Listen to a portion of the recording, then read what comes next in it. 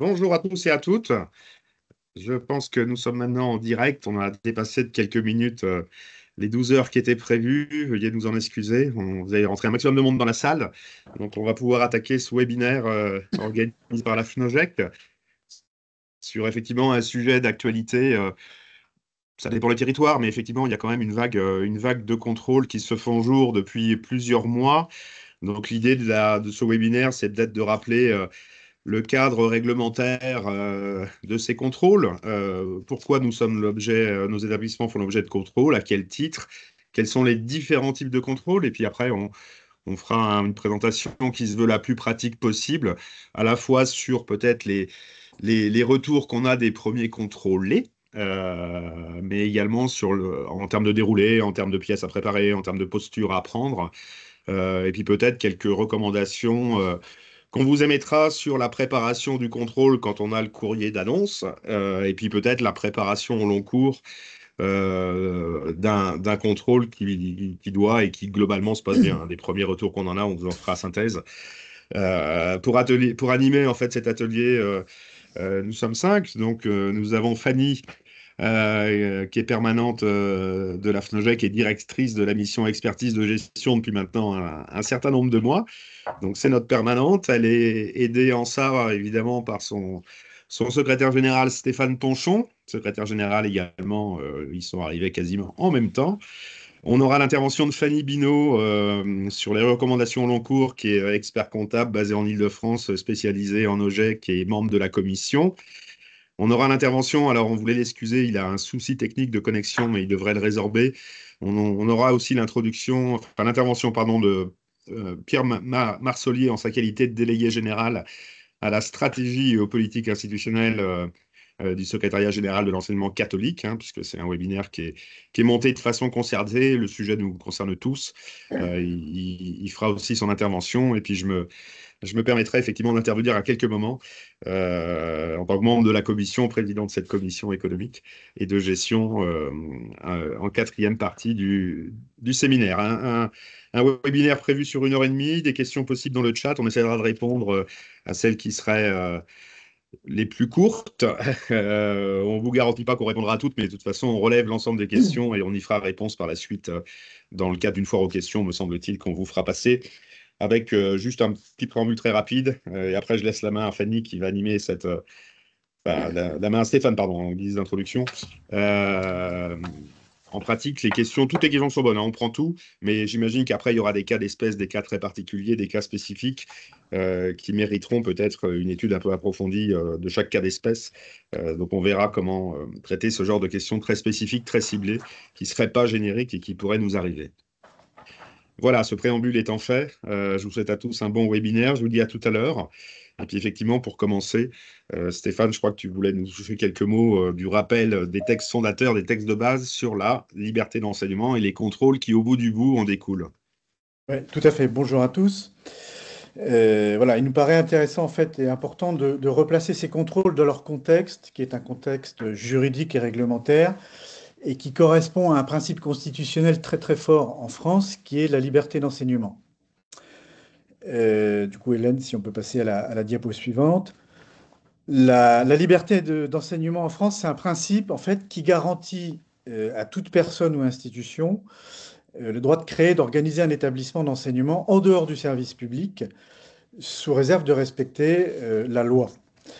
La liberté d'enseignement, en fait, elle trouve son fondement dans le droit français à partir d'une tradition philosophique qui est née au moment de la Révolution française, dans la tradition des Lumières, et qui repose sur plusieurs piliers fondamentaux qui, en fait, structurent la pensée démocratique, humaniste et républicaine qui a été mise en place par la Révolution. Le premier de ces piliers, c'est d'affirmer que la liberté de conscience et d'opinion est un droit naturel de l'être humain. Et au cœur de la philosophie des Lumières, en fait, chaque individu est vraiment positionné comme en capacité de penser librement, sans contrainte religieuse ni politique. Et du coup, l'instruction publique est un devoir de la société à l'égard des citoyens.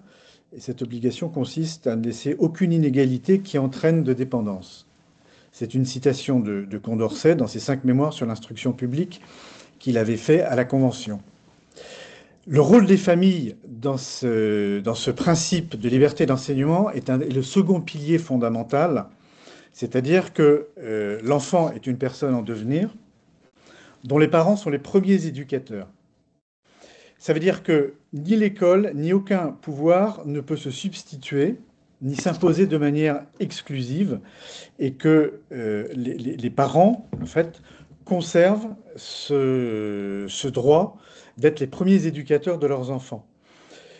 Dans la Déclaration universelle des droits de l'homme de l'ONU de 1948, ce principe est repris et affirmé de façon très très importante dans l'article 26, à l'alinéa 3, qui dit que les parents ont par priorité le droit de choisir le genre d'éducation à donner à leurs enfants. Le troisième élément, le troisième pilier de la liberté de l'enseignement en France, c'est ce qu'on appelle la subsidiarité, qui est aussi un des éléments forts, en fait, de l'enseignement catholique. Un des principes qu'affirme Condorcet dans son rapport et son projet de décret sur l'organisation générale de l'instruction publique, qu'il avait présenté à l'Assemblée en 1792, Condorcet insiste très très fermement sur le fait que l'instruction pour tous ne doit pas devenir un monopole.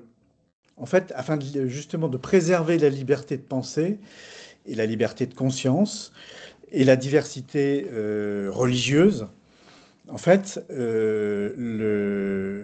il doit exister dans le système éducatif français une pluralité de projets qui garantissent qu'en fait, personne n'a un monopole sur l'enseignement.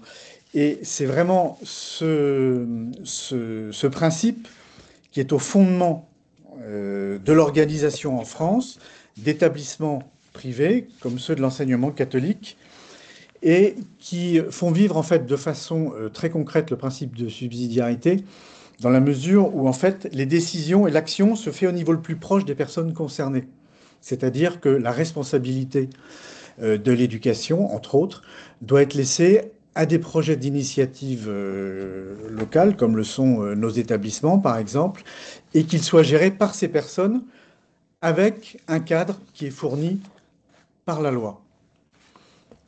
Du coup, si on veut conclure sur la liberté d'enseignement de façon assez rapide, c'est l'exercice d'une liberté au service du bien commun. La liberté d'enseignement n'est pas un privilège corporatiste ni une échappatoire à l'école publique. C'est une exigence du vivre ensemble démocratique qui est ancrée dans une vision de l'homme libre, responsable, digne. Elle fait vivre une diversité qui est féconde au sein d'un système éducatif et elle constitue un des leviers essentiels pour préserver le fonctionnement d'une démocratie active et éclairée, respectueuse des consciences et ouverte à la pluralité des projets.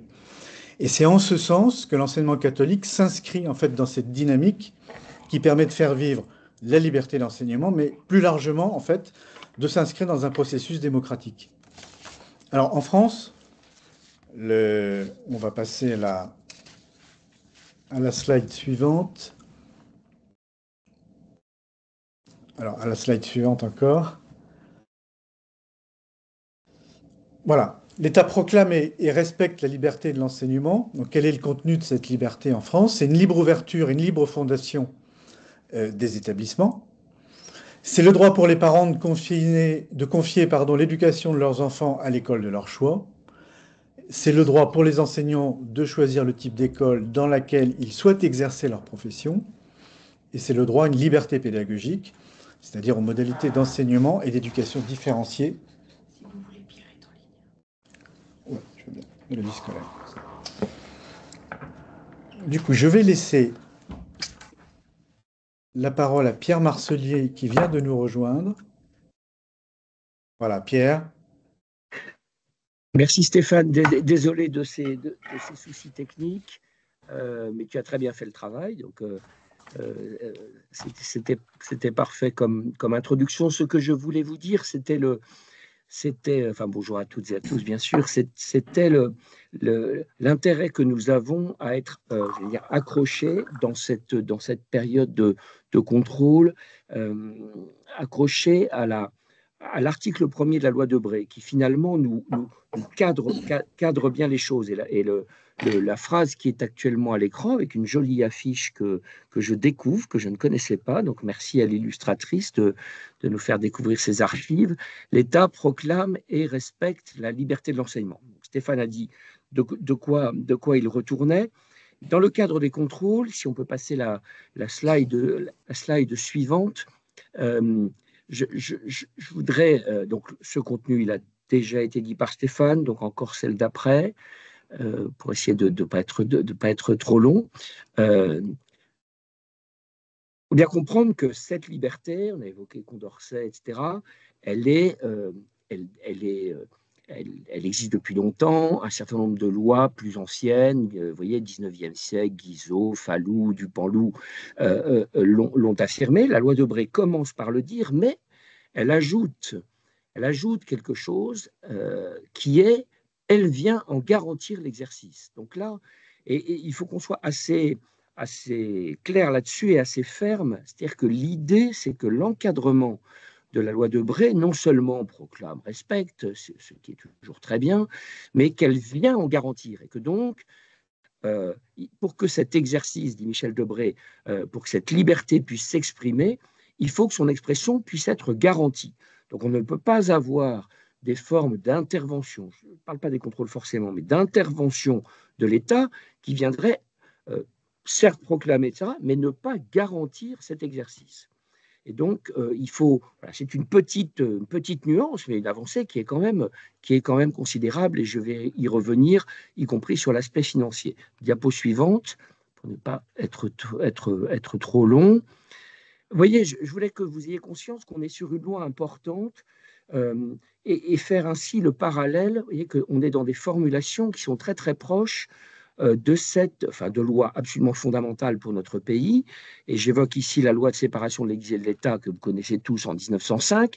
Quand on en parle, on évoque souvent l'article 2. La République ne reconnaît, ne salarie, ne subventionne aucun culte.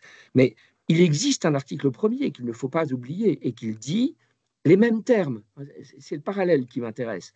La République assure la liberté de conscience et elle garantit un libre exercice. Les mots qui ont été choisis dans l'article 1er de la loi Debré sont les mêmes.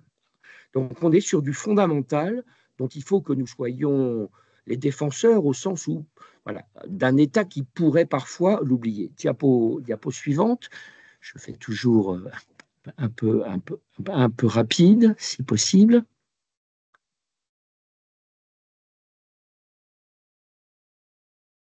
De ce point de vue-là, la liberté de l'enseignement, dans les formulations de la loi Debré, elle vient évidemment s'exprimer à travers ce qu'il est convenu. Alors, on pourrait passer 2 heures sur le caractère propre, mais une définition très simple du Conseil constitutionnel, la sauvegarde du caractère propre d'un établissement, c'est la mise en œuvre du principe de la liberté d'enseignement.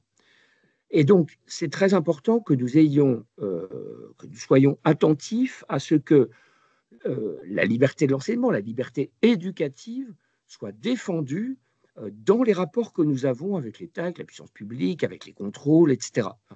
Et donc, attention, ça veut bel et bien dire, puisqu'il s'agit de la liberté de l'enseignement, que nous ne parlons pas d'une liberté confessionnelle, d'une liberté du culte. Le caractère propre, ça n'est pas ça. Le caractère propre, c'est quelque chose qui a une dimension éducative. C'est notre capacité, la capacité des établissements associés à l'État par contrat, de faire éducativement autrement. Stéphane l'a rappelé à l'instant, de dire, on est dans une société où, et puis tous les textes qu'il a évoqués, c'est de protéger une sorte de pluralisme, de diversité scolaire. Et donc, le contrôle ne peut pas valoir normalisation. Il ne s'agit pas de faire la même chose que les autres. Et donc, le caractère propre, ça vient dire qu'il y a une proposition éducative spécifique, une certaine manière de faire éducativement. Et ça, il faut que nous le sachions. Alors, certes, c'est ce que dit le bas de la style en gras, pour nous, c'est bien un caractère catholique, mais ce n'est pas le caractère catholique cultuel, c'est le caractère catholique de faire éducativement. Une façon éducative de faire selon le langage qui est le nôtre. De la même manière que des écoles de langue régionale, par exemple, font vivre leurs établissements avec un caractère propre qui est celui de leur langue, de leur culture, propre à une région basque, bretonne, etc. Ben nous, c'est ce caractère propre à cette langue, cette culture de l'Évangile. Diapositive suivante. Alors, autre mention qui vient, voilà, peut-être parfois pour certains, un peu dans une forme de déséquilibre avec le caractère propre, alors que c'est plutôt le contraire. Tous les enfants, sans distinction d'origine, d'opinion ou de croyance, y ont accès. Donc, nous sommes dans la... Comment est-ce qu'on combine tous y ont accès, sans distinction, avec un projet qui est spécifique? Eh bien, ce projet, il est ouvert à tous. Il est proposé à tous. Et pourtant, il n'est pas neutre. Et donc, c'est là qu'intervient la liberté de choisir. On ne peut pas écarter de la compréhension, pris pendant les contrôles, qu'ils soient budgétaires, administratifs, etc., on ne peut pas écarter l'idée qu'il a été choisi, là aussi peut-être contractuellement, par des familles, hein, et donc il ne porte pas, dès lors, atteinte ni pour les enseignants, ni pour les familles, ni pour les enfants, à une liberté de conscience. Il est au contraire plutôt la possibilité pour tous d'accéder à l'expression d'un choix éducatif. Et donc, ne mélangeons pas caractère propre, enfin, plutôt ne disons pas le caractère propre vient s'opposer à la liberté de conscience. L'idée d'un projet spécifique violerait les consciences. C'est l'inverse qui se produit. C'est la liberté de conscience qui vient, au contraire, générer ce projet et permettre un choix libre des familles d'un projet qui, certes, n'est pas neutre au sens où peut l'entendre la puissance publique. Diapositive suivante. Je ne sais pas si j'ai la main, je l'ai peut-être en fait. Et là aussi, je veux vous montrer que les termes qui ont été choisis dans l'article 1er de la loi Debré sont exactement les mêmes que celui de textes fondamentaux, et là, en l'occurrence, ultra-fondamental, puisqu'il s'agit de l'article 1er de notre Constitution. Il s'agit bien d'assurer une égalité de tous les citoyens, sans distinction d'origine, de race ou de religion. Et nous répondons à cela. Il ne s'agit pas pour nous d'opérer des distinctions ou des disqualifications ou de ne pas assurer l'égalité. Et donc le régime a, mais cela ne veut pas dire que le projet ne peut pas être spécifique et doit être neutralisé comme une sorte de projet sans goût, sans saveur, sans spécificité, ce qui s'appelle le caractère propre. Alors, entrons, on peut passer à la suivante également. C'est donc le contrat qui est choisi pour ça. Toujours l'article 1er, je m'en tiens à un seul article, hein, dans les établissements privés qui ont passé un contrat. Alors, on est sur quelque chose d'assez ambitieux. L'idée, l'intuition est ambitieuse. Elle met en œuvre la liberté de l'enseignement d'une manière ambitieuse. Dans le petit cadre gris bleuté là, que vous avez sous les yeux, on voit bien qu'on tente, je pense qu'on y arrive, d'articuler des choses qui habituellement, y compris en droit, sont opposées. Nous sommes des établissements privés, mais nous contribuons au service public. Nous avons un projet spécifique, mais c'est un service d'intérêt général. Or, ces termes privé-public ou spécifique général sont généralement opposés, enfin sont le plus souvent opposés. Et donc, il faut être conscient et être défenseur de cette idée qu'une initiative du principe de subsidiarité qu'a rappelé Stéphane tout à l'heure et de cette liberté de l'enseignement, une initiative de société civile en fait, hein, une initiative familiale, une initiative privée peut contribuer au service public, que le commun peut contribuer au général, que le spécifique peut contribuer au commun, et donc qu'un projet comme le nôtre peut contribuer au service de l'intérêt général. Donc il faut avoir envie d'articuler cela. Diapo suivante. Et donc dans ce cadre-là, qu'est-ce qui se passe en termes de contrôle? Bien sûr, et c'est heureux, hein, l'État est amené à soumettre un contrôle, à soumettre nos établissements à une forme de contrôle. Je crois que la diapositive suivante évoque la question du périmètre de ce contrôle. Mais avant ça, pardon, on revient à la précédente, avant le périmètre, il faut bien saisir la nature de ce contrôle. Habituellement, et c'est la difficulté que nous pouvons avoir très concrètement, que vous aurez dans la rencontre avec ceux qui contrôlent, ils ont l'habitude d'opérer des contrôles de type hiérarchique, c'est-à-dire un contrôle qui s'exerce en droit du supérieur vers le subordonné. Et pour ça, il faut grosso modo pas de texte. Je ne sais pas si c'est open bar, mais enfin, grosso modo, il n'y a pas besoin de disposition écrite spécifique, c'est le supérieur sur le subordonné. Nous ne sommes pas dans ce type de contrôle.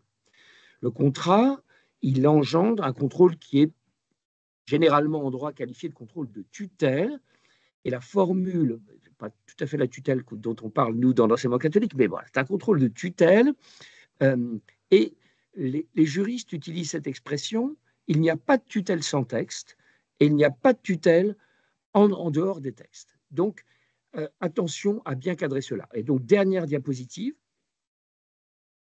juste pour vous rappeler que là, sur cette diapo que vous pourrez regarder ensuite par la suite, il y a bien un périmètre très clair sur le contenu des enseignements, c'est le bas de la diapo, hein, le contenu des enseignements, la qualification des dirigeants, la sécurité, la conformité des établissements.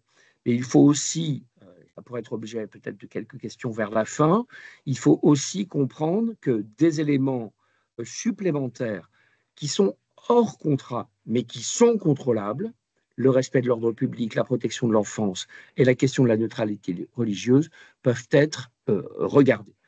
Voilà pour cette, pardon, un peu long, et puis en plus je suis arrivé en retard, de cette introduction. Maintenant, travaillez bien sur le contrôle budgétaire et éventuellement on se retrouve à l'issue des travaux pour quelques questions. Merci beaucoup.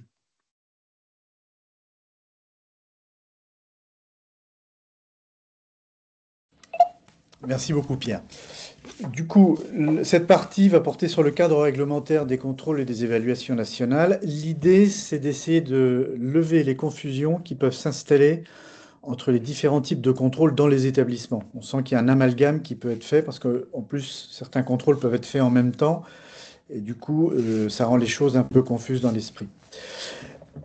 Sur la diapo suivante, voilà. Donc, comme l'a dit Pierre, en fait, la loi Debré, la loi de 1959, en fait, elle garantit la liberté d'enseignement.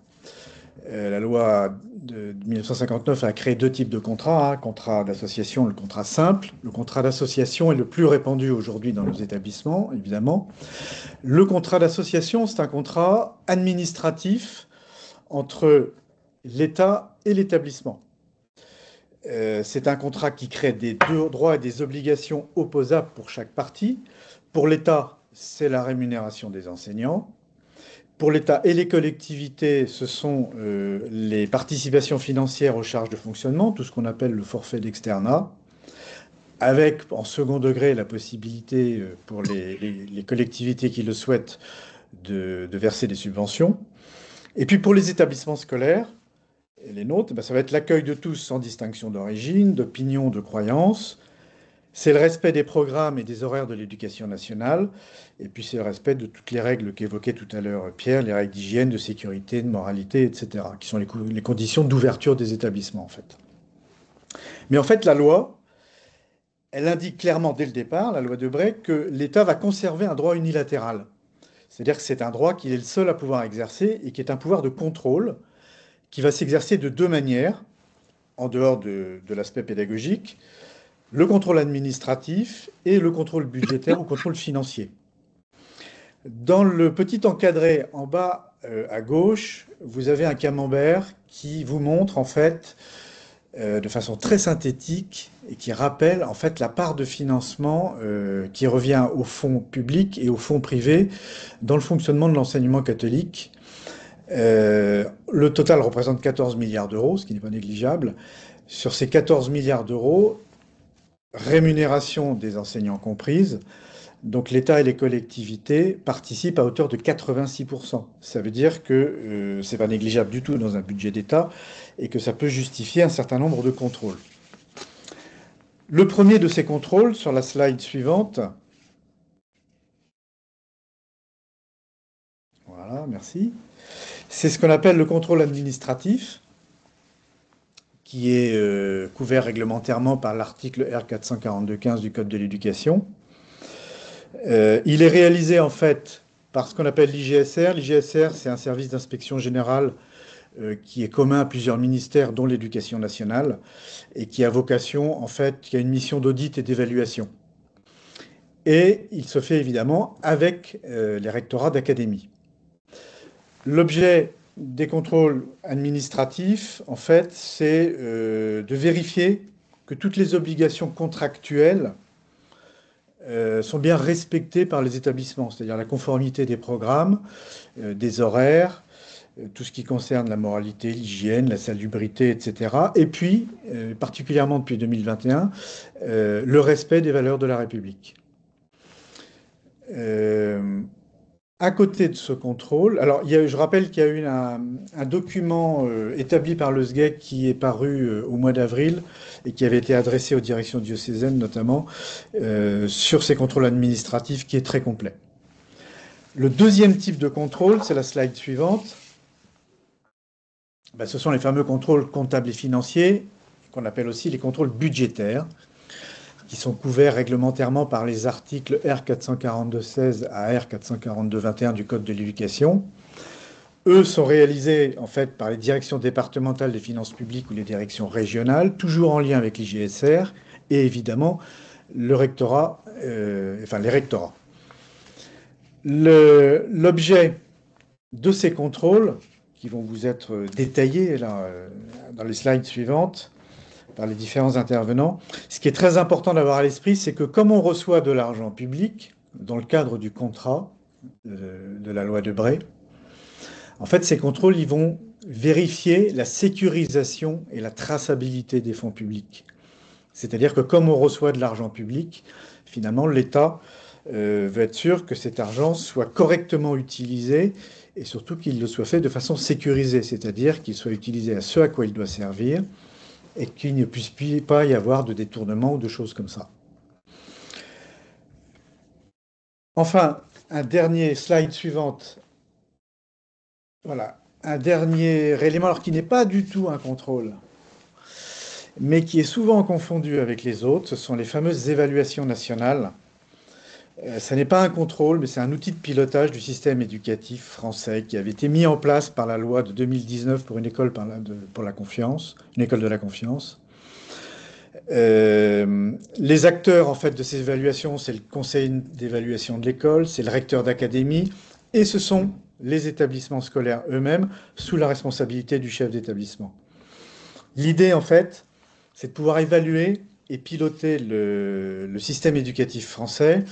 Et en fait, ces évaluations, elles portent sur 4 grands domaines, qui sont les apprentissages et les parcours des élèves, la vie de l'élève, son bien-être, le climat scolaire, les acteurs, la stratégie et le fonctionnement de l'établissement, et puis l'établissement dans son environnement institutionnel et ses partenariats.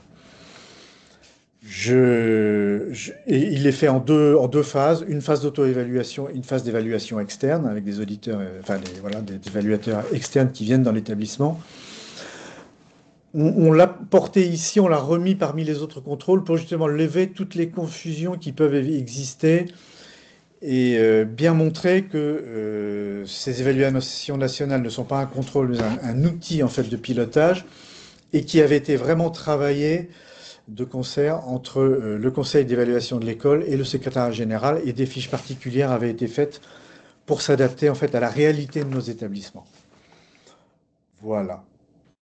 Et bien maintenant, on peut passer au contrôle comptable et financier. Je donne la parole à Fanny.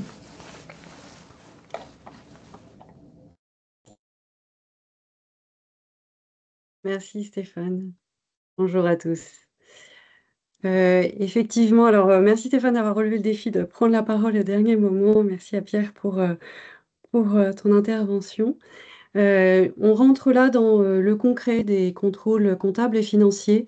Sachez que après ce webinaire, vous recevrez son enregistrement, le PowerPoint, mais aussi 2 éléments importants qui sont une note de la FNOGEC reprenant dans le détail l'organisation de ces contrôles, avec notamment une liste la plus détaillée possible des documents qui sont demandés. Donc, on ne va pas faire état là de l'entièreté des documents qui sont demandés puisque vous les aurez dans une note. À cela aussi s'ajoute une note de la DGFiP qui est envoyée au DDFiP et DRFiP présentant le cadre réglementaire des contrôles. Et donc, il nous semblait important de démarrer l'entrée dans ce que sont les contrôles par une petite introduction sur la sémantique sur ce que sont les DDFiP et les DRFiP. Donc, je veux bien qu'on passe à la slide suivante. Merci beaucoup. Vraiment de façon très, très succincte, hein, les DDFiP et DRFiP ont été créés dans le cadre de la création de la DGFiP en 2008-2010, dans le cadre de la fusion en fait, de services précédents. Ces DDFiP, DRFiP dépendent de la DGFiP, elle-même dépendant de ce qu'on appelle communément Bercy, hein, qui est dans son titre entier le ministère de l'économie, des finances, de la souveraineté industrielle et numérique.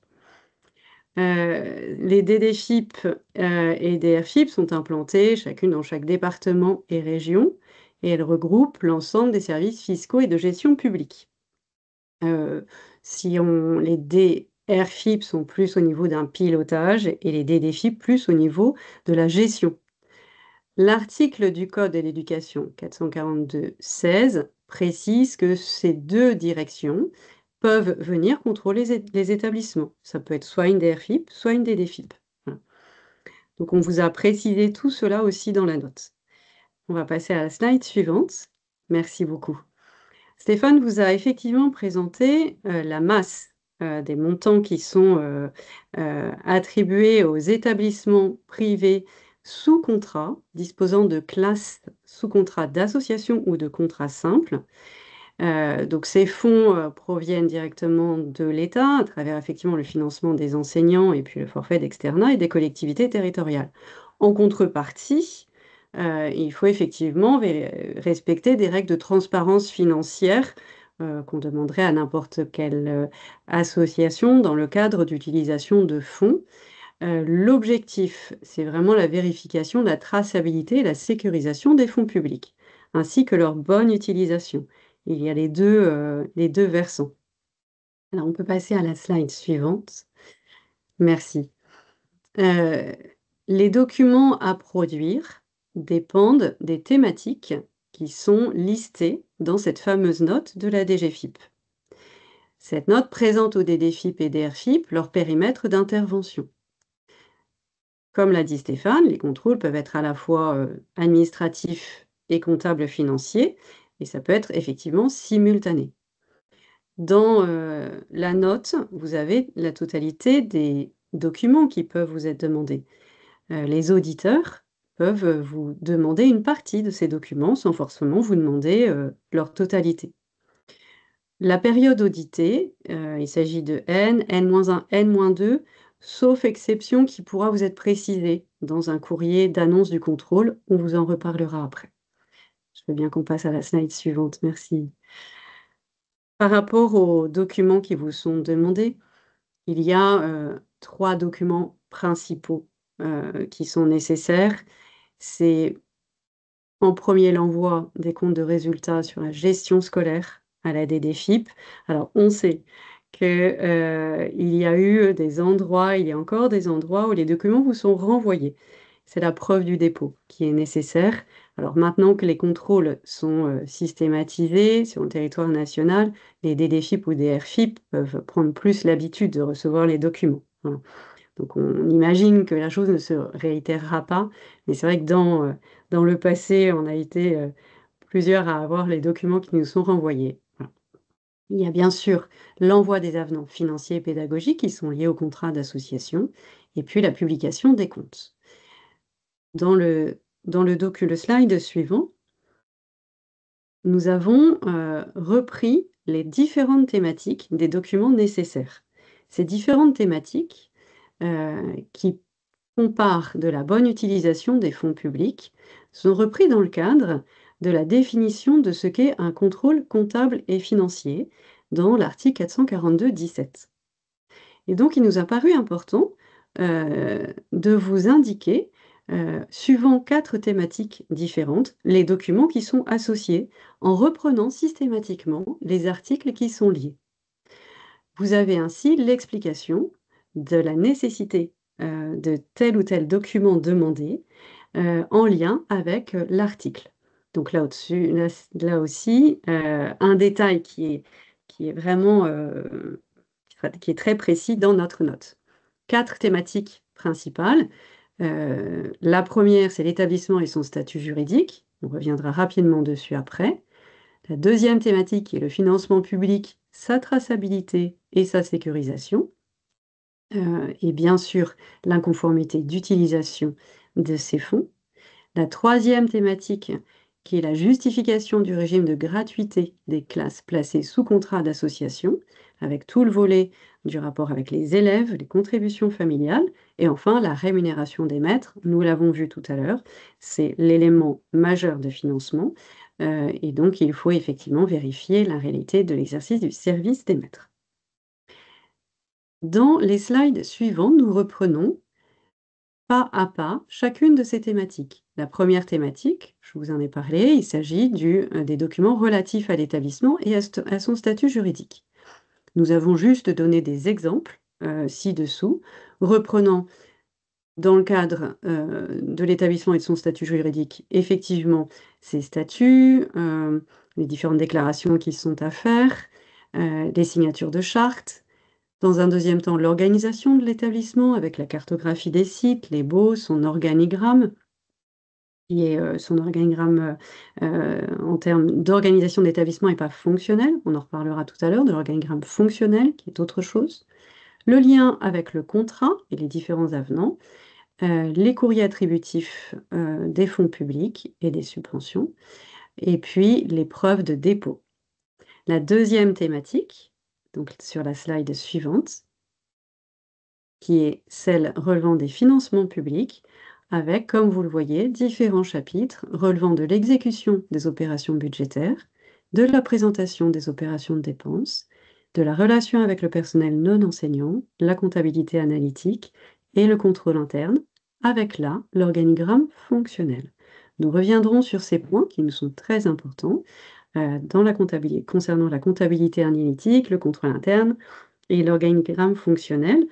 On vous le redira, mais toute l'année prochaine, l'année scolaire prochaine, nous avons maillé, mois après mois, une déclinaison de l'explication et un accompagnement autour de la comptabilité analytique, reprenant l'arbre analytique pour un mois, un autre mois le contrôle interne, la cartographie des risques, un autre mois ce qu'est un organigramme fonctionnel. Ça, on vous présentera ça pour l'année prochaine. C'était juste une parenthèse, mais ça nous semblait important de vous le préciser dès maintenant. Le troisième chapitre concerne le lien à la gratuité de l'externat. Et donc là, vous avez les volets concernant le suivi comptable financier, les élèves, les contributions familiales, et toujours, on retrouvera la comptabilité analytique. Et enfin, un dernier chapitre relevant de l'exactitude du mandatement des maîtres. Donc ça, les informations concernant la présence des maîtres, les fiches d'identification, les PVI, etc. Le service effectif des maîtres, avec des détails importants pour bien comprendre les heures effectuées et puis les situations particulières. On pense notamment au cumul d'activités. Ces documents, je vous le redis, sont listés dans une note. Les auditeurs qui viennent vous rencontrer ne sont pas du tout obligés de vous demander la totalité, mais ça nous semblait important de vous indiquer tous ceux pouvant vous être demandés. D'autres peuvent encore être ajoutés et nous compléterons de toute façon la fiche au fur et à mesure. Alors, je veux bien qu'on passe à la slide suivante. Merci. Un focus sur des éléments qui sont importants à être envoyés, qui sont les états concernant la gestion scolaire, CFRA et CFRR. Ces documents sont ceux que la Direction générale des finances publiques nous a demandé. Nous avons travaillé, la note que vous allez recevoir de la DGFiP a été travaillée avec le secrétariat général et la FNOGEC. Et les documents concernant la comptabilité, l'envoi des éléments comptables demandés par la DGFiP sont ceux-ci. Et donc, dans tout cet accompagnement autour de la comptabilité analytique que nous ferons l'année prochaine, nous ferons bien sûr un focus très précis sur ces documents. Ces derniers vous seront envoyés avec le replay, la note, etc., modifiés avec la mise à jour de la nouvelle nomenclature, bien sûr. Donc sur les deux slides que nous voyons là, sur ce premier slide, c'est les états GS, CFRA et CFRR. Merci. Sur le slide suivant, nous voyons devant nous un déroulé type d'un contrôle comptable et financier. C'est vraiment un déroulé type tel qu'on a regardé vraiment ce qui s'était passé dans différents lieux. Nous avons tout à fait conscience qu'il peut y avoir aussi des contrôles inopinés. Donc dans la généralité, la DGFiP envoie à la DRFiP ou la DDFiP une lettre de mission. Dans certains départements, il est même proposé de réfléchir avec la direction diocésaine ou au niveau de l'académie sur l'organisation des contrôles, leur lieu, etc. Ce n'est pas du tout toujours le cas, mais ça peut être possible. Donc la DGFiP envoie l'annonce du contrôle à la DRFiP, DDFiP. Celle-ci envoie l'information à l'établissement et liste les documents qui sont demandés, organise une réunion de lancement et les travaux d'audit démarrent. Ils peuvent durer 3 mois. S'ensuit une phase l'envoi d'un rapport provisoire ou dans un dialogue, dans une phase contradictoire, on arrive à l'écriture d'un rapport définitif. Ceci n'est pas la dernière étape. Quand on reçoit le rapport définitif, qui est reçu par le président d'OGEC et puis le rectorat, il y a ensuite une phase de relecture des préconisations et recommandations plusieurs mois plus tard. En effet, dans le slide suivant, je veux bien, voilà, s'il vous plaît. Nous voyons que dans le rapport de contrôle, il y a 2 éléments majeurs. On va vous donner juste après un extrait de plan de rapport de contrôle. Il y a à la fois l'état des lieux, qui reprend, comme vous le voyez, un état des respects des des obligations réglementaires, pardon, l'organisation des opérations comptables, la conformité à l'utilisation des fonds publics privés. Et d'autre part, il y a des recommandations, et vous verrez, comme l'a dit Stéphane, comme l'a dit Pierre, c'est vraiment des recommandations de bon sens qui sont faites dans un climat de bienveillance, l'objectif étant de vérifier la traçabilité des fonds publics et leur sécurisation. L'objectif, c'est d'avoir des conseils aussi pour voir comment, au mieux, pouvoir tracer les fonds et les sécuriser.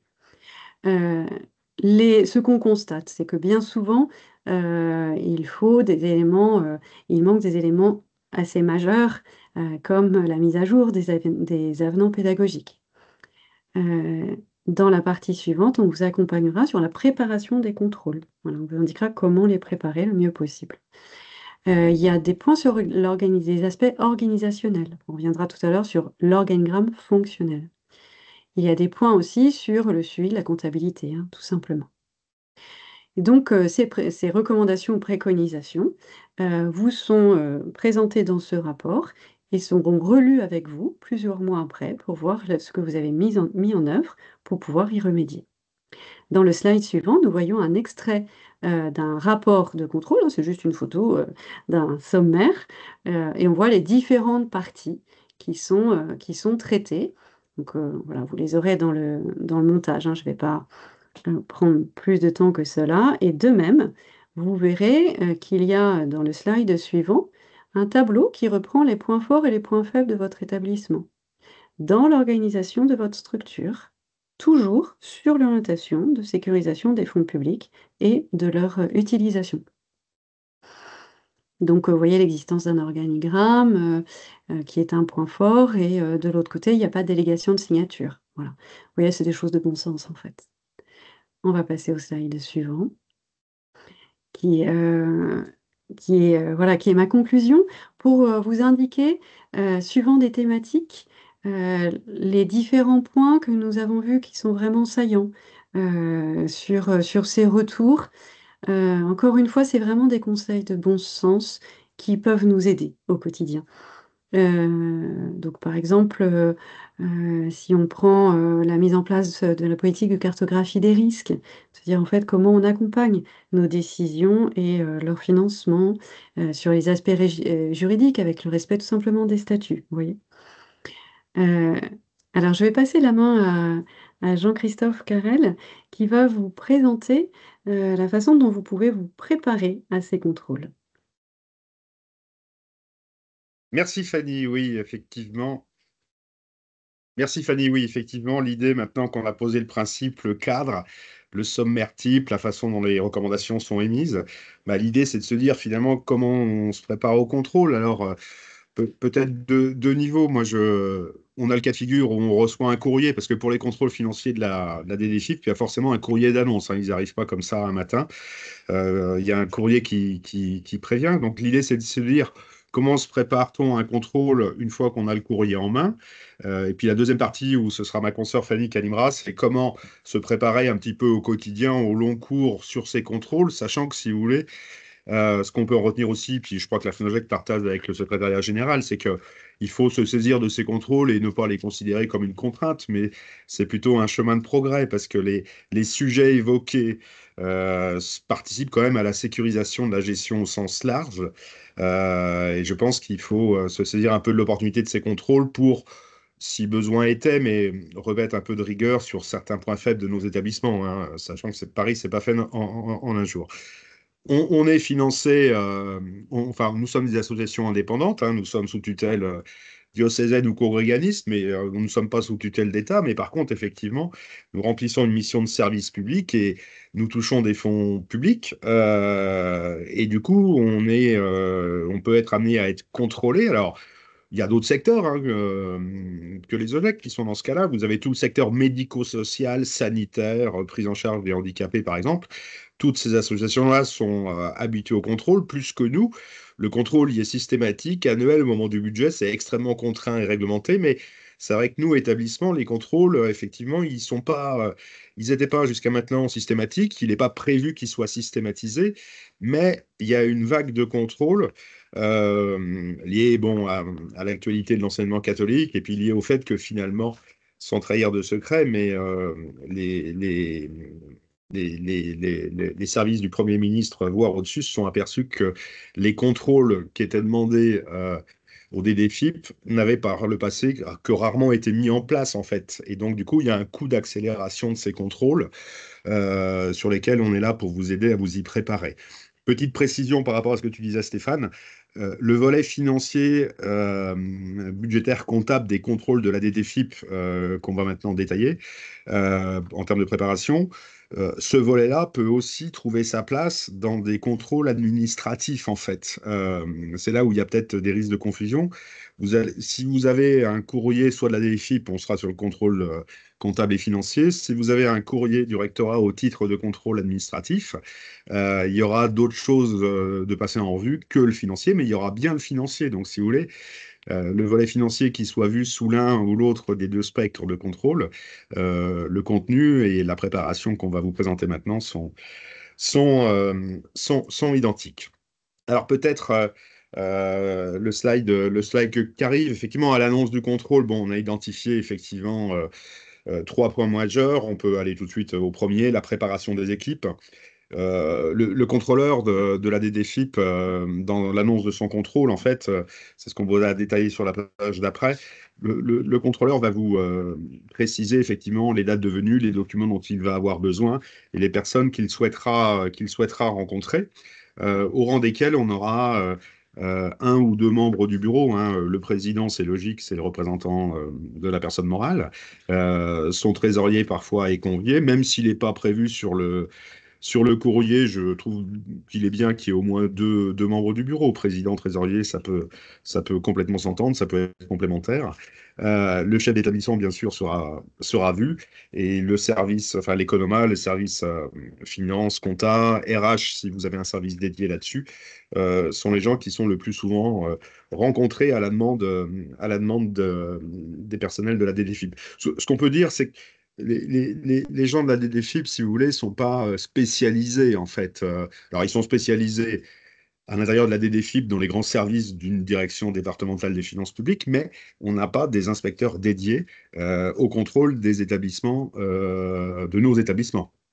Ça existe dans les corps de contrôle du secteur médico-social, pour vous dire comment c'est structuré, mais chez nous, ce sont des intervenants, des agents qui ne sont pas forcément familiers, pas forcément spécialisés. Donc l'idée, si vous voulez, évidemment, quand on accueille les contrôles, alors, sauf à tomber sur des gens ou relationnels très difficiles, voire imbuvables, voire, entre guillemets, des va-t-en-guerre qui partent sur les contrôles pour essayer de mettre un genou à terre à l'enseignement catho. Il y a eu quelques cas exceptionnels dans certains territoires parce que, effectivement, c'est statistique, mais 99% sont des gens qui viennent de façon complètement apolitique, c'est sûr, sans arrière-pensée. Ils sont là pour faire le boulot sur la partie finance et comptable. Par contre, n'hésitons pas, alors à bien les accueillir, c'est évident, mais parfois à faire montre de pédagogie sur les textes fondateurs de l'enseignement catholique. Parce que quand même, ils ont une note DGFIP qui expose le cadre et l'objectif de leurs interventions, certains ne maîtrisent pas encore complètement les subtilités du secteur. Donc je pense que dans la réunion introductive qui démarre le premier jour du contrôle, hein, n'hésitons pas, sans que ce soit vexatoire bien entendu, à rappeler le cadre dans lequel on intervient. Si on a un contrôle qui est avancé, hein, effectivement, il y a quelque chose qu'il faut essayer de faire dans la mesure du possible. C'est d'essayer d'identifier les points sur lesquels, si vous voulez, on sait qu'on est à l'aise, on a des forces dans nos établissements, des points pour lesquels on se sent un peu faible. Alors, effectivement, chaque cas est un cas particulier. Les forces et les faiblesses, je pense qu'on peut les appréhender par rapport aux axes de contrôle que je vais maintenant vous développer. Vous allez voir, on a regroupé par famille les différentes thématiques qui sont passées en revue. Et aucun établissement n'est parfait, hein, ce serait trop présomptueux. Mais bon, on a tous en tête peut-être des faiblesses ou des forces. Donc c'est peut-être là où il faut commencer à les identifier, non pas à tout résoudre.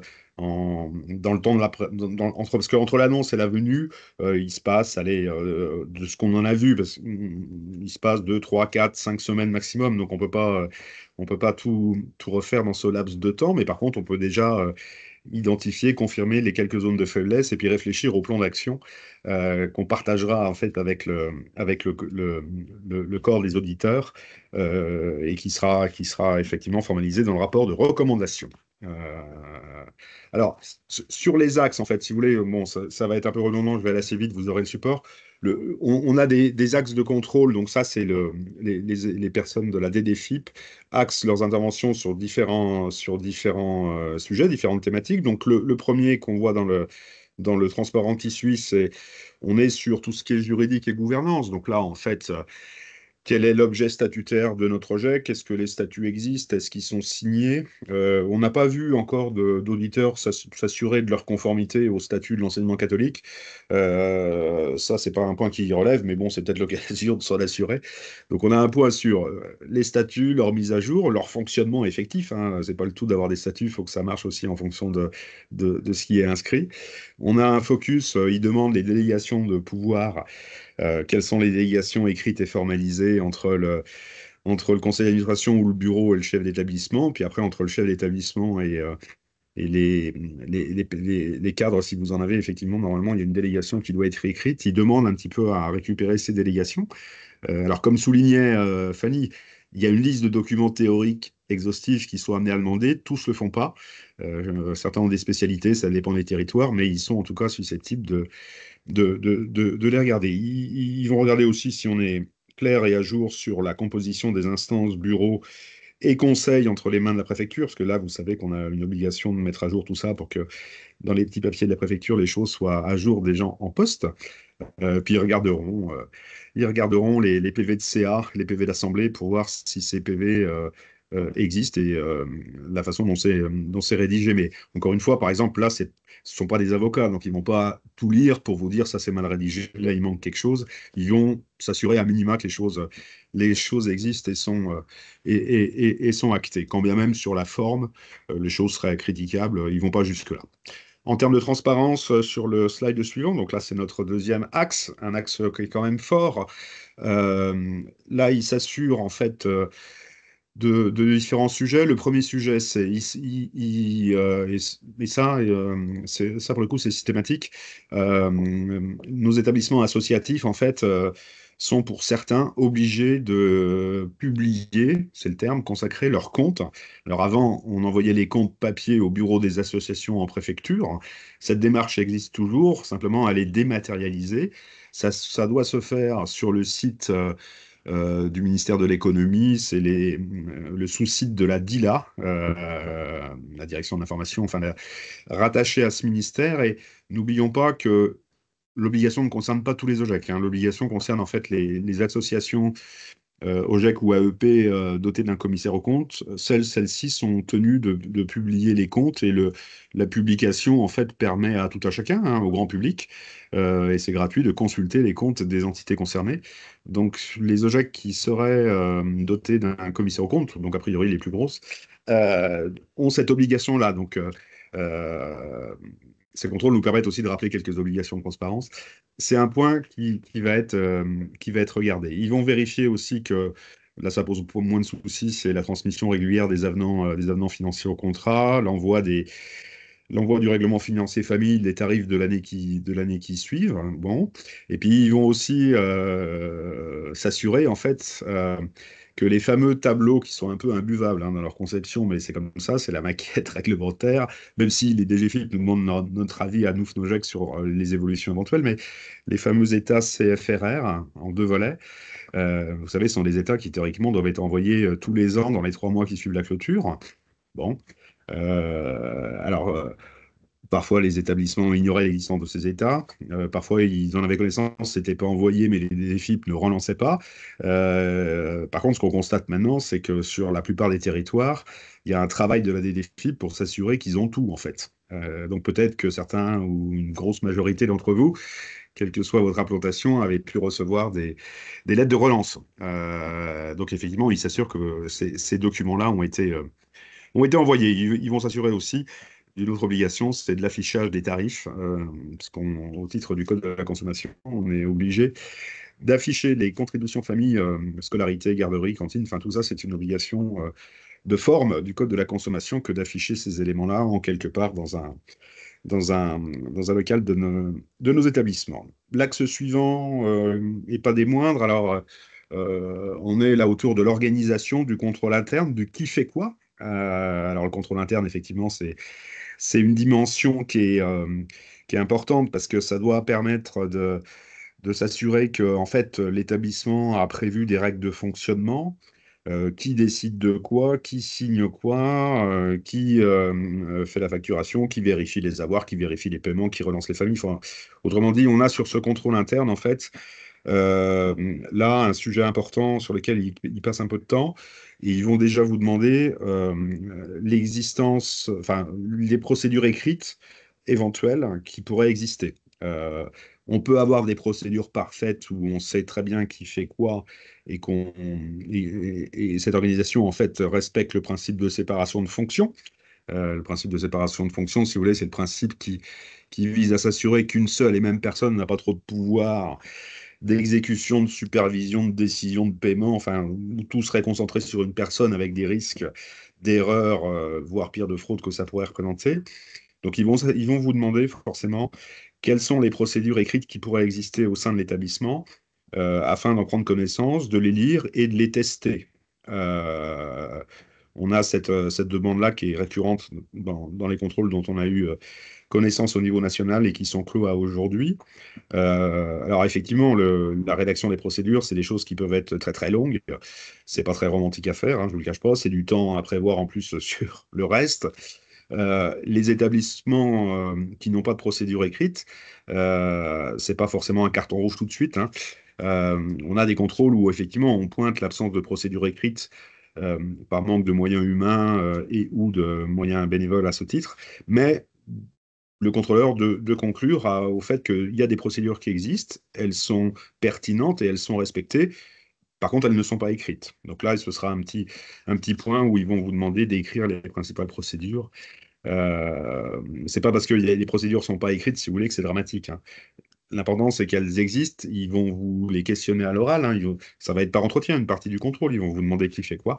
Ils prendront des notes et ils vérifieront que ce que vous leur avez exposé correspond bien aux réalités. L'écriture, c'est non pas la cerise sur le gâteau, c'est un plus, c'est clair, que ce soit dans le cadre du contrôle ou de la gestion. Et Fanny y reviendra dans la deuxième partie. On va être sur le slide suivant sur des aspects beaucoup plus comptables. Et là, en fait, certains contrôleurs y vont, d'autres n'y vont pas. C'est vraiment sur la forme de la comptabilité. Alors, sur la forme de la comptabilité, et je ne parle pas du dépôt des comptes et de l'envoi des éléments des CFRR, je parle de la tenue comptable. On voit environ, allez, s'il fallait donner un chiffre, c'est environ 2 tiers des contrôleurs qui vont vous demander si votre compta est à jour, si les derniers rapprochements bancaires ont été faits.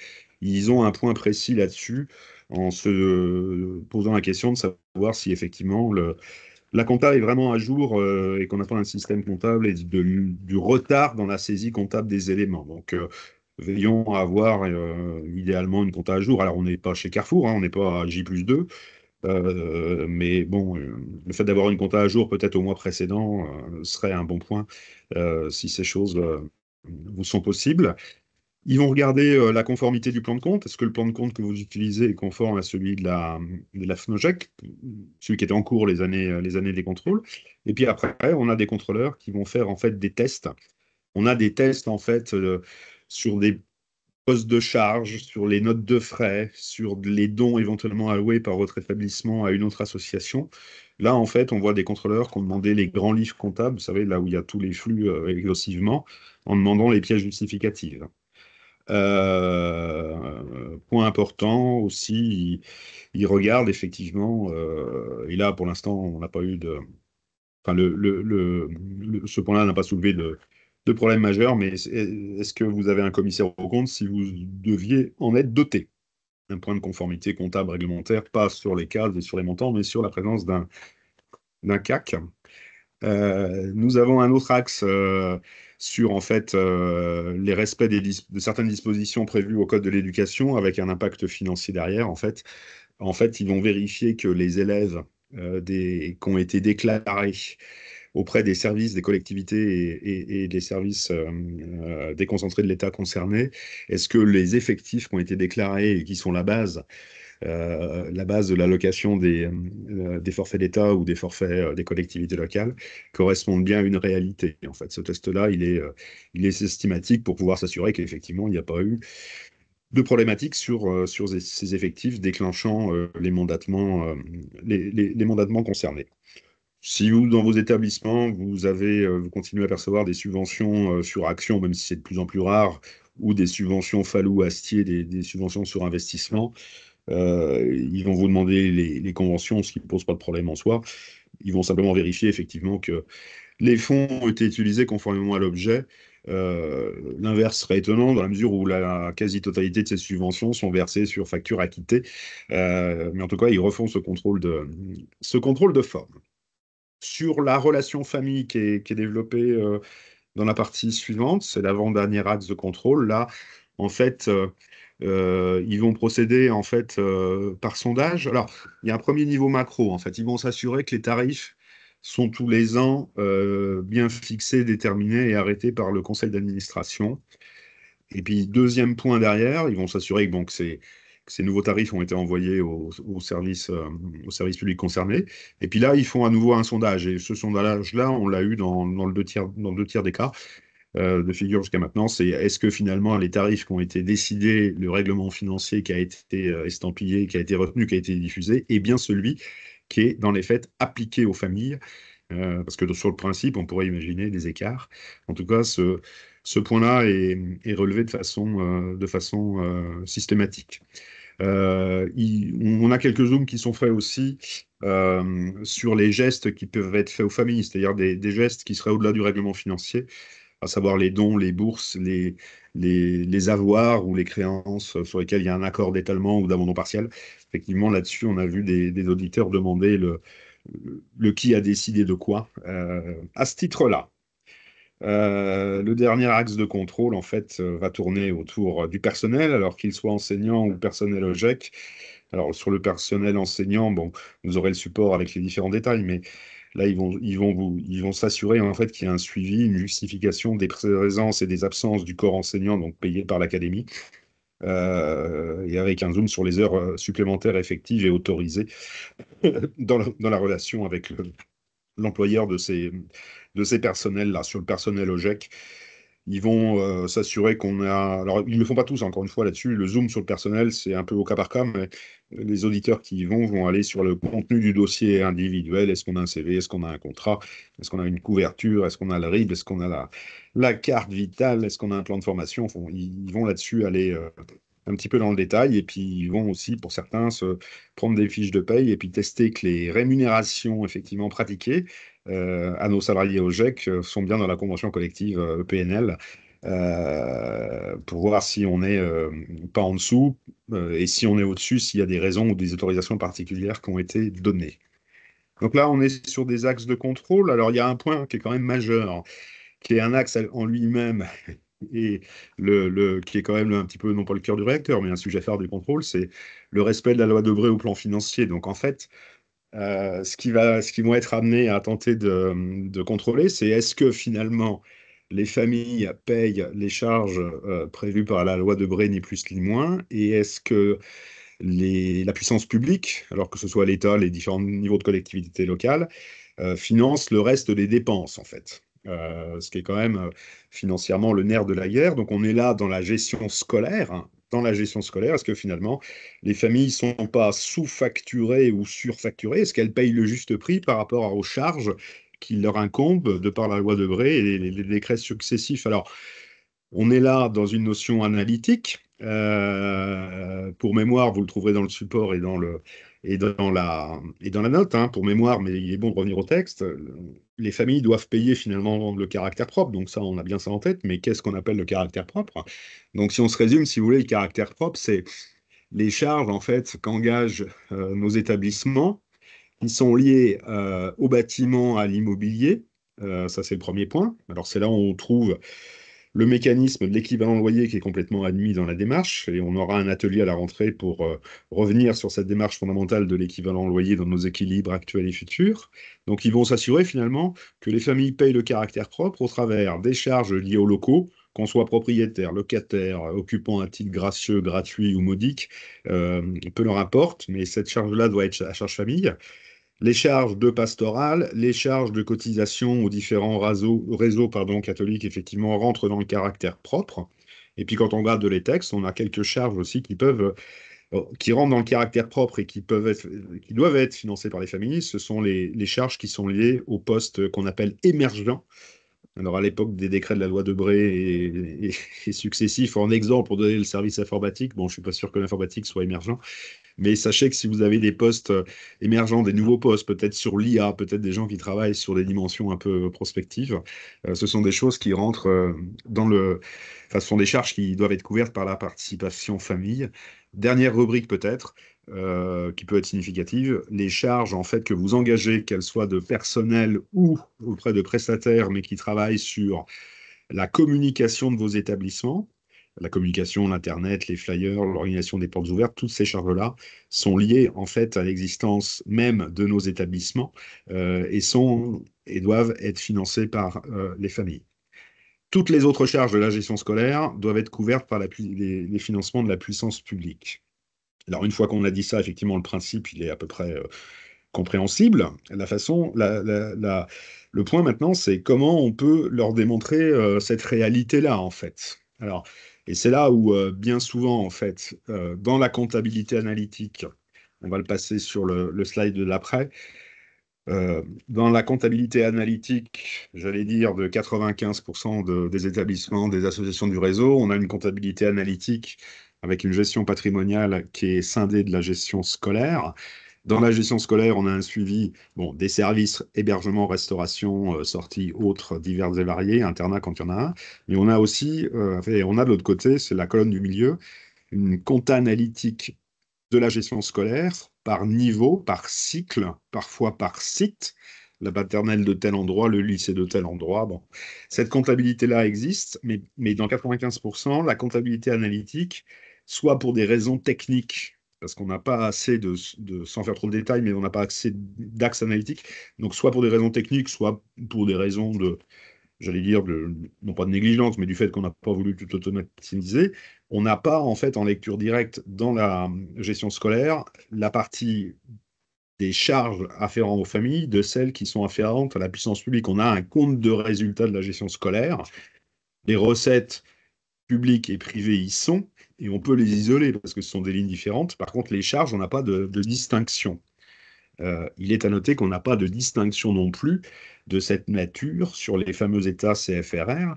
Au travers de ces seuls États, les auditeurs ne peuvent pas s'assurer que les familles payent, j'allais dire le juste prix, mais sont appelés du montant des charges liées au caractère propre. Donc, ce qui fait, si vous voulez, c'est aujourd'hui, dans les contrôles, on a à peu près la moitié des contrôles où finalement, l'auditeur conclut sur cette question qui est quand même un peu forte. Est-ce que les familles payent les charges qu'elles doivent, ni plus ni moins? On a souvent un paragraphe qui dit finalement que l'auditeur n'a pas pu répondre à la question dans la mesure où la comptabilité analytique en place de la gestion scolaire globalise les recettes familles et les recettes publiques, mais également les charges, qu'elles soient liées au caractère propre ou qu'elles soient autres. C'est un peu dommage comme conclusion, parce que ça laisse un goût d'inachevé, effectivement.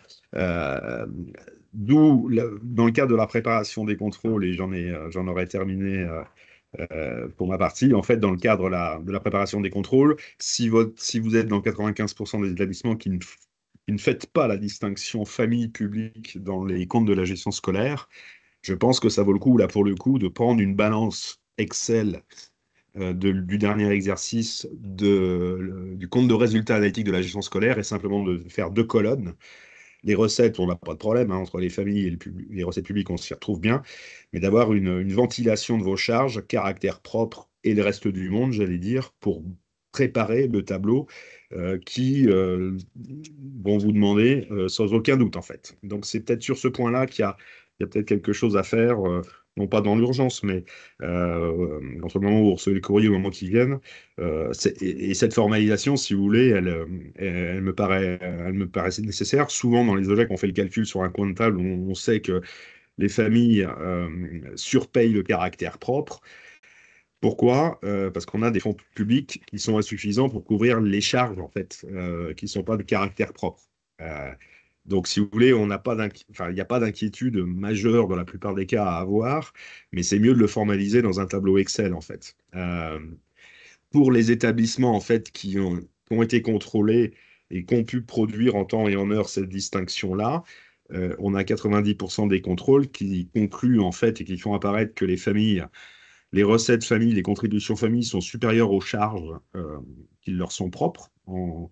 Donc, ça génère un excédent. Alors, cet excédent, il y a 2 cas de figure. Soit il y a un excédent, mais l'excédent qu'on a là, il est nécessaire pour compenser le déficit qu'on a sur la colonne publique. Bien souvent, on a le cas d'un excédent.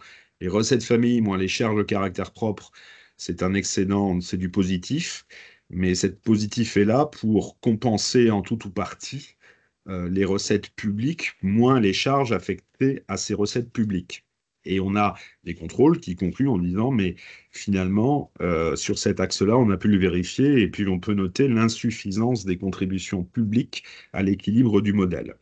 Il y a un cas qu'on a, et j'en terminerai là-dessus avant de passer la parole à Fanny, qui va vous exposer les travaux au long cours qu'on pourrait imaginer au service des contrôles, mais avant tout au service de notre gestion.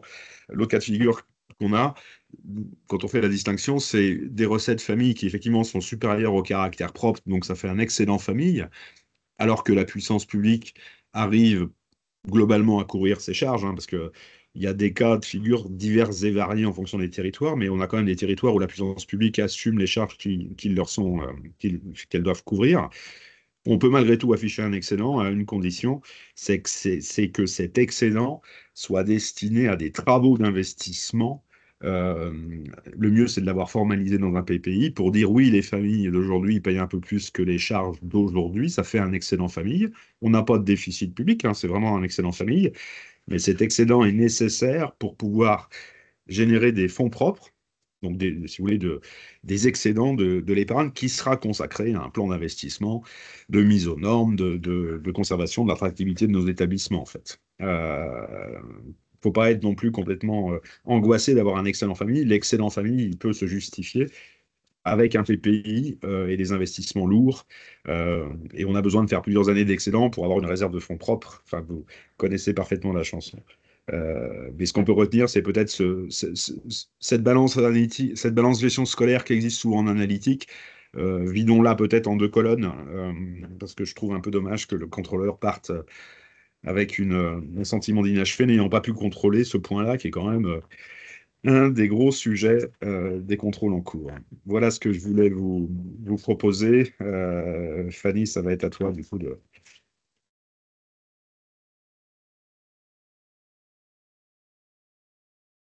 Oui, donc bonjour à tous. Donc effectivement, on va rentrer sur la dernière partie, si vos estomacs le permettent encore. Donc effectivement, c'est finalement comment vivre ces contrôles comme une opportunité, puisque ça va être aussi l'occasion de se re-questionner sur la structuration de ces procédures, sur la structuration de son contrôle interne, sur le respect des obligations juridiques qui incombent aussi à une association, puisque la plupart de nos établissements sont sous forme associative et ont des obligations juridiques dans ce cadre. De se re-questionner sur la partie contrôle interne, sur mon organigramme fonctionnel, ma séparation des fonctions, mes délégations de pouvoir, qu'est-ce que j'ai formalisé, qu'est-ce qui ne l'est pas, qu'est-ce que je peux faire pour améliorer ce point. Avec les délégations de pouvoir, finalement, il y a aussi tout l'environnement informatique, le respect de la traçabilité de ces informations, de la gestion de ces données numériques, le RGPD, la gestion électronique, la signature électronique et la facturation électronique, qui est aussi un sujet d'actualité dont on parlera. Revoir aussi sa comptabilité analytique, finalement, il ne faut pas le voir non plus que comme une obligation légale, il faut le voir aussi comme un outil de pilotage au quotidien. Comment sont séparées mes différentes sections, lesquelles sont rentables, lesquelles sont bien proportionnées, lesquelles peuvent financer les autres, et du coup de se re-questionner un petit peu plus sur son modèle économique global et générique.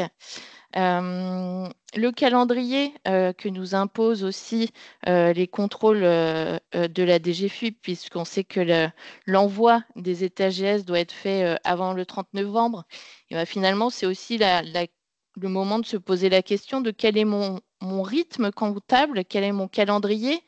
Comment je tiens ma comptabilité? Est-ce qu'elle est régulièrement mise à jour? Qu'est-ce que je peux faire grâce à mon contrôle interne aussi pour que cette mise à jour soit plus récurrente, plus sécurisée, qu'elle me permette aussi de faire des arbitrages en cours d'année sur mon pilotage?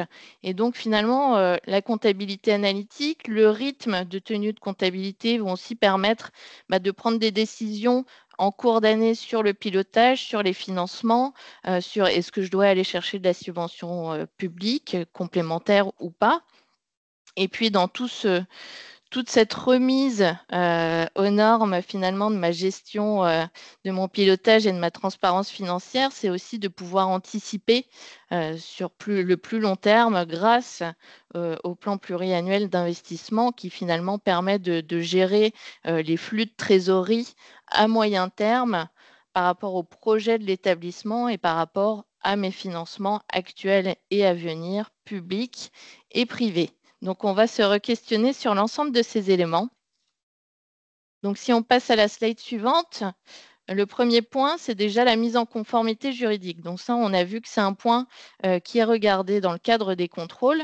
Mais finalement, l'OGEC, en tant qu'association, est-ce qu'il respecte bien ses obligations de transparence financière, donc obligations déclaratives juridiques? Et en plus, il y a des nouveautés sur le sujet. Donc, le premier point, c'est effectivement la notification du changement d'administrateur dans les 3 mois auprès de la préfecture. Le second point, c'est la modification statutaire, toujours dans les 3 mois à notifier à la préfecture. Donc ça, c'est des points qui sont non récurrents, mais qu'il faut penser à faire quand il se présente dans la vie juridique de l'OGEC. Le troisième point, et ça c'est une nouveauté, c'est la déclaration du bénéficiaire effectif. Donc c'est un sujet qui est en mouvance sur le sujet en ce moment, puisque tout n'est pas bien arrêté dans les modalités de déclaration. Et donc une plateforme dématérialisée va être mise en place par l'État au service des associations pour réaliser cette déclaration. Mais du coup, cette plateforme n'est pas encore effective, donc on ne peut pas le faire pour le moment. Mais vous aurez une note sur le sujet concernant cette nouvelle obligation qui sera plutôt sur un horizon 2026. Le quatrième point, c'est de finalement être en accord avec le calendrier juridique de clôture, puisque pour rappel, il y a des délais légaux à tenir pour son assemblée générale, et ce délai, c'est 6 mois si l'association bénéficie de financement public. Donc, c'est 6 mois si vous bénéficiez de subventions. Donc ça, il faut l'avoir en tête, puisque sinon, le financeur peut venir vous réclamer les comptes approuvés en assemblée générale dans les 6 mois. Le point suivant, c'est la publication des comptes annuels. Donc ça, Jean-Christophe l'avait rappelé, qui doit être fait effectivement dans les 3 mois auprès de la DILA, si on est association qui perçoit aussi des subventions publiques. Donc ça, pareil, si vous avez un commissaire aux comptes, ce qui est le cas, en général, quand on dépasse les 153 000 € de subvention, il devra aussi s'assurer que cette information est bien déposée. Et enfin, les 2 derniers points, c'est l'invitation des collectivités territoriales lors de l'arrêté des budgets en conseil d'administration, ça il faut le rappeler. Et c'est aussi l'occasion de faire le point sur les règles de nomination et de convocation du commissaire aux comptes au cours de la vie juridique de l'association. Et là, pareil, vous trouverez une fiche pratique sur le sujet avec le rappel de l'ensemble des seuils du CAC qui peuvent concerner nos OGEC. Donc, si on passe à la slide suivante, le deuxième point, et qui va être un peu le cœur du réacteur, c'est le contrôle interne. Alors, on parlait du CAC. Le CAC, si vous en avez un, il peut être assez moteur sur le sujet, puisque dans sa mission, il doit aussi revoir l'établissement des procédures de contrôle interne qui permettent de réduire le risque de fraude ou d'erreur qui pèse sur la gestion des fonds publics et privés dans notre cas. Donc, le risque de fraude ou d'erreur, c'est vraiment le terme consacré du commissaire aux comptes, mais qui s'applique aussi pour nous dans le cadre de nos contrôles. Donc, ce contrôle interne, il va s'articuler sur différents axes majeurs. Le premier, ça va être l'organigramme et les fiches de poste. Donc, ça va être aussi l'occasion de se re-questionner sur qui fait quoi, quelles sont les prérogatives de chacun dans le cadre de sa fiche de poste, et de vérifier finalement que la réalité est toujours en adéquation avec ce qui avait été défini au sein de ces fiches de poste. Et ça peut être un moyen, toujours si on revient dans le cadre de nos contrôles, aussi de justifier les clés de répartition analytique que vous allez mettre en place relatives à la masse salariale pour justifier de l'affectation sur les fonds publics ou fonds privés dans le cadre de votre analytique. Donc, c'est absolument nécessaire de pouvoir se re-questionner sur ce premier point qui va être l'ossature finalement du reste. Le deuxième point, c'est la formalisation des délégations de pouvoir, donc pour sécuriser les droits et obligations de chacun, et puis aussi pour s'assurer de la responsabilité de chacun, du degré de contrôle qui peut être établi dans le cadre de nos procédures de contrôle interne, et puis surtout de s'assurer que la personne qui engage l'association peut bien l'engager conformément aux délégations de pouvoir.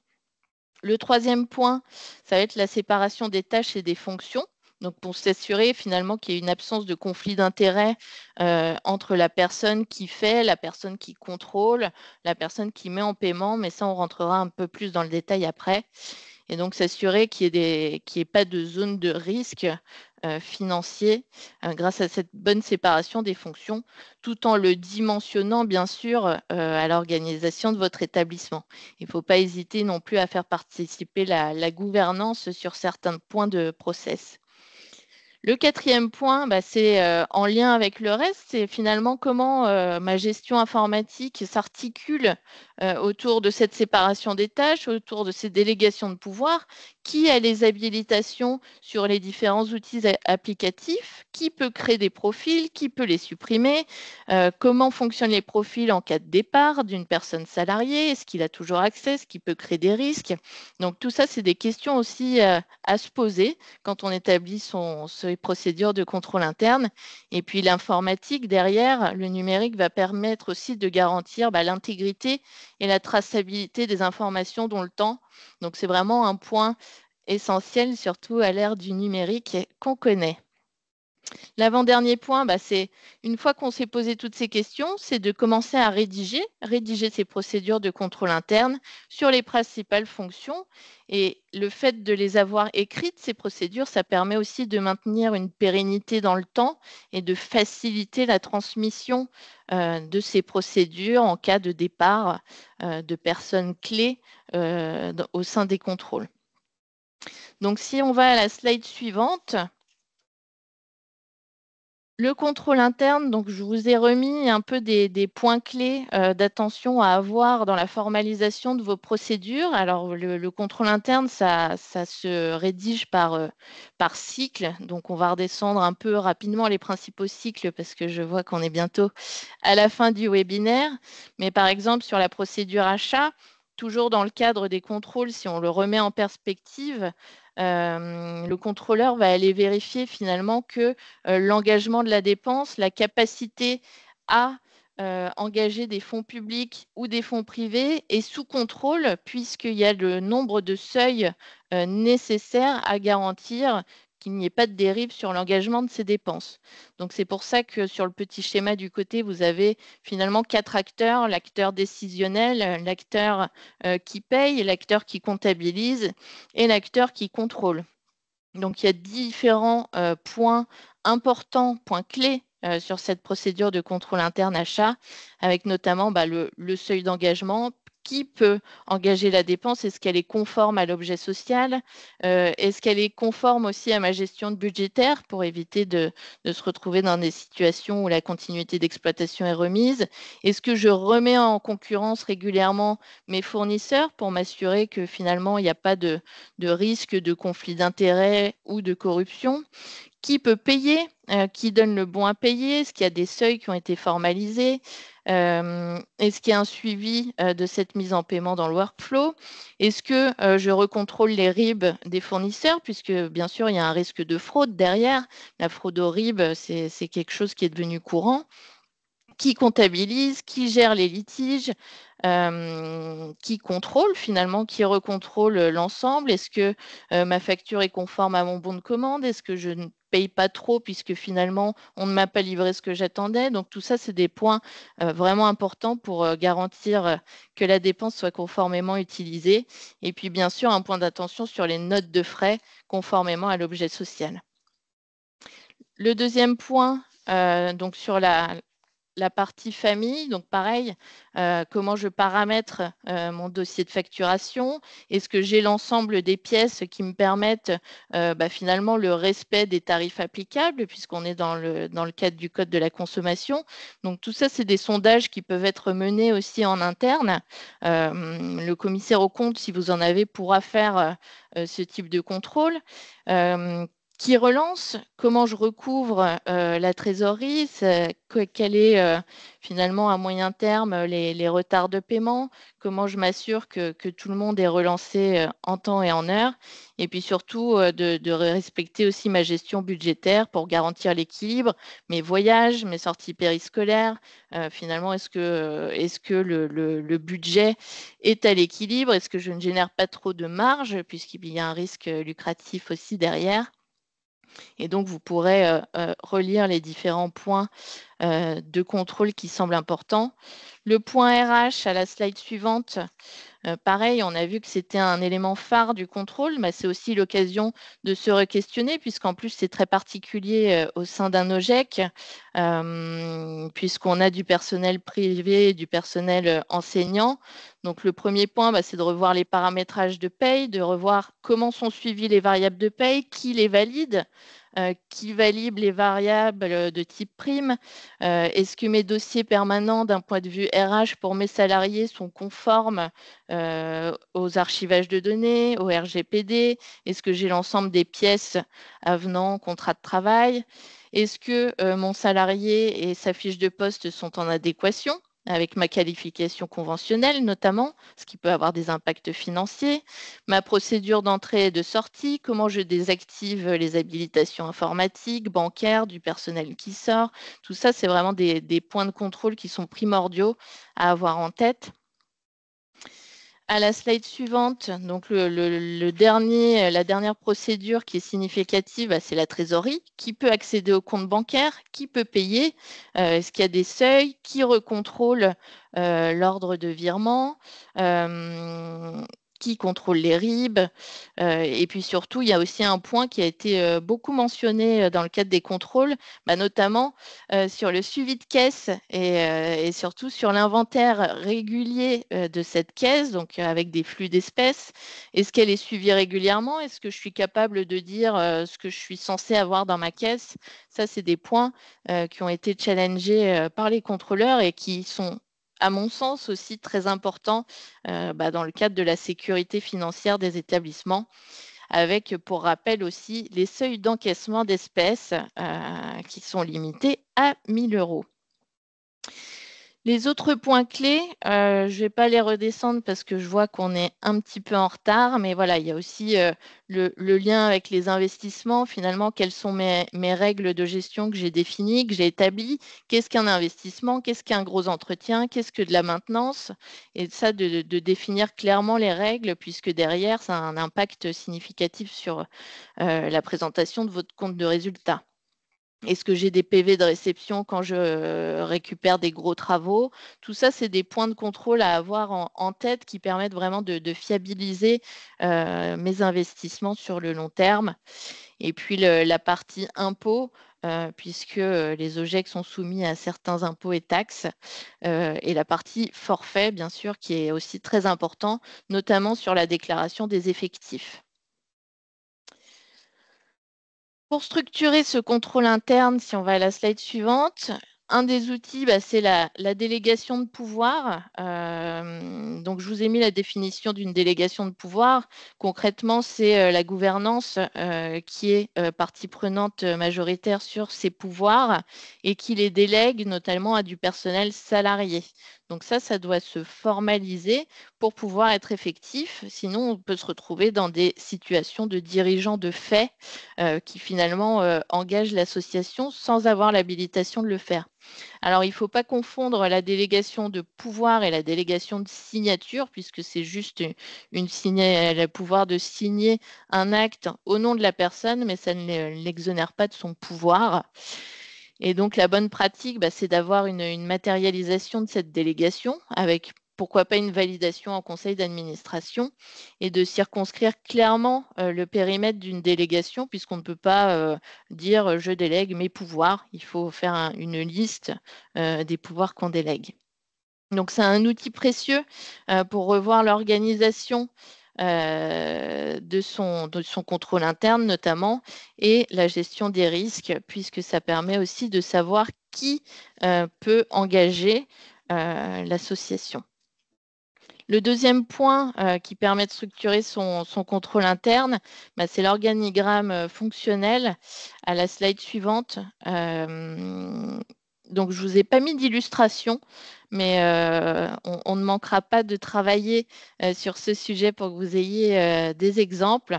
Mais l'organigramme fonctionnel, à la différence d'un organigramme hiérarchique, par exemple, ça permet aussi d'avoir sur une seule vision les fonctions de chacun et les périmètres de fonctions de chacun, ce qui est un outil très important pour l'élaboration de son contrôle interne, notamment pour analyser la correcte séparation des tâches. Et ça permet en un seul regard, finalement, de savoir qui fait quoi, qui est responsable de quoi et qui peut contrôler le travail de son équipe, notamment dans le cadre de la fonction contrôle du contrôle interne.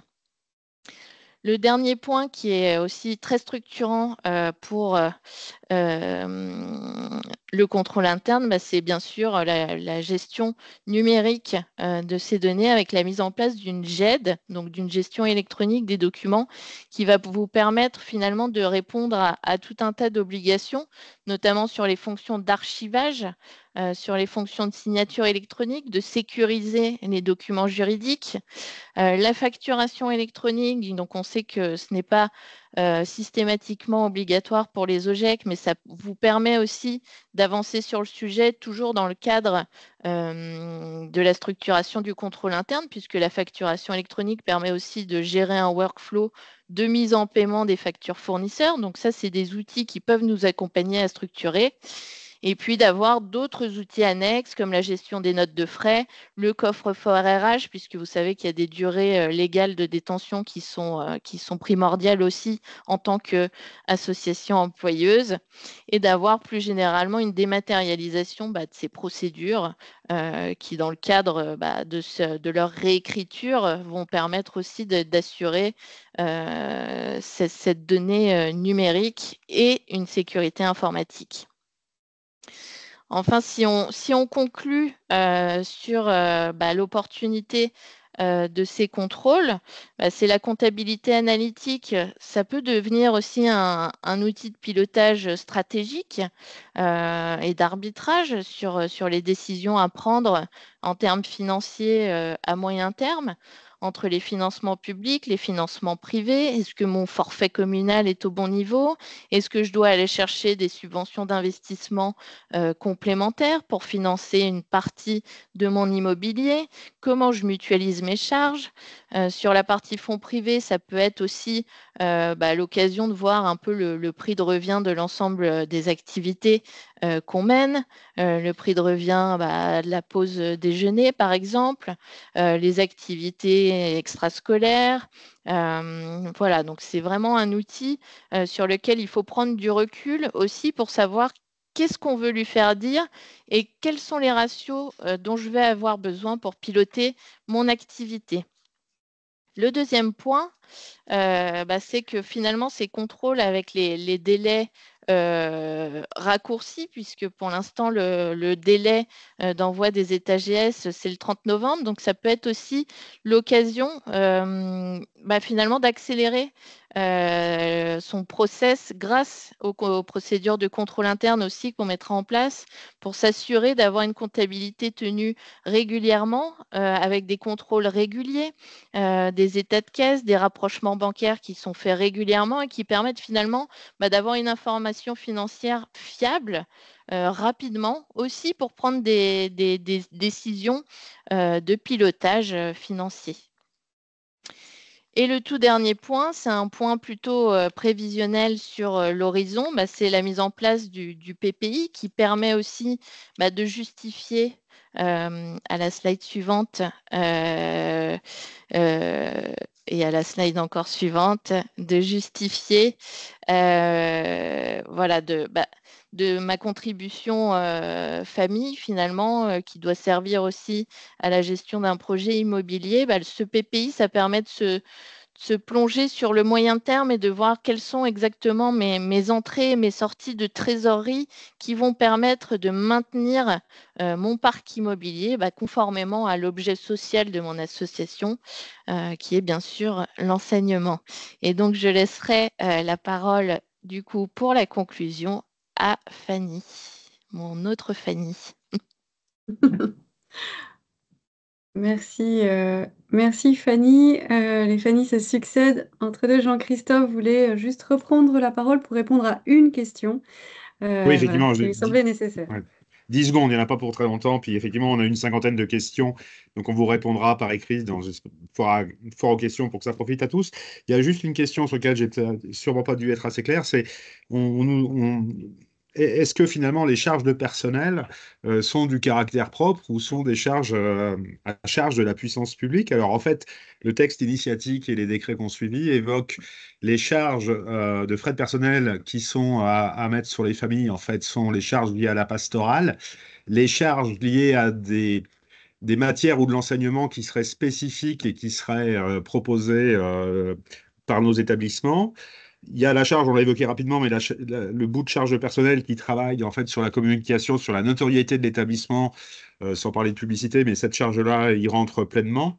Euh, Par contre, les autres charges, telles que les charges, le salaire du directeur, le salaire de la comptable, de l'économe, tout ça sont des charges qui sont en fait considérées comme non propres et qui sont donc à mettre dans la colonne de la puissance publique. Cette analyse, en fait, pose question, hein, parce qu'on est face à des OGEC, par exemple, puis encore une fois, je vais très très vite, mais on a des OGEC qui ont pris le parti de recruter en direct des postes d'enseignants dans la mesure où, en fait, on avait une carence sur certaines matières des agents mis à disposition par les rectorats. Est-ce que, du coup, cette charge-là est de la puissance publique ou du caractère propre? Sur le fond, c'est, à mon avis, bien entendu, des charges à mettre sur la puissance publique, puisque si on embauche ces gens-là, c'est pas pour une lubie ou une particularité spécifique à nos établissements, c'est pour pallier en fait une carence sur certaines matières des agents mis à dispo. Voilà, je voulais apporter cette précision. Plein de questions intéressantes. On s'engage à vous y répondre assez vite avec l'envoi du PowerPoint et de la note assez complète, une quarantaine de pages, que les services ont préparé pour encadrer et accompagner cette présentation. Merci Jean-Christophe, merci à chacun des intervenants et merci à vous tous pour votre attention. On sait que voilà, c'est très dense, il y a beaucoup de choses, ça peut paraître comment dire, lourd. Soyez certains que nous sommes à vos côtés. Vous avez entendu que l'année prochaine, notre souhait est de vous accompagner au quotidien, avec notamment tout ce travail autour de la comptabilité analytique et un envoi mensuel d'une thématique particulière. Ça veut dire qu'on ne souhaite pas vous noyer sous une quantité d'informations, mais que chaque mois, on sache les uns et les autres que nous avons une thématique que nous travaillerons ensemble. Par exemple, le contrôle interne, par exemple, l'organigramme fonctionnel ou par exemple l'équivalent loyer. Euh, on souhaite vraiment pour vous que ces contrôles ne soient pas subis, mais permettent de soutenir le pilotage de vos établissements. Différents outils existent dès à présent et sont à votre disposition à travers la documentation Isidore, le guide de la comptabilité analytique que nous mettrons bien sûr à jour, et puis le memento du contrôle interne, ainsi que l'ancien écrit sur le contrôle interne qui était très complet, qui sera mis à jour aussi. L'envoi de ces documents va bientôt vous être adressé dans une dizaine de jours environ. Merci encore à chacun pour votre attention. On reste à vos côtés, ainsi que tout le réseau des UDO et des URO. Voilà. Merci à tous. À bientôt.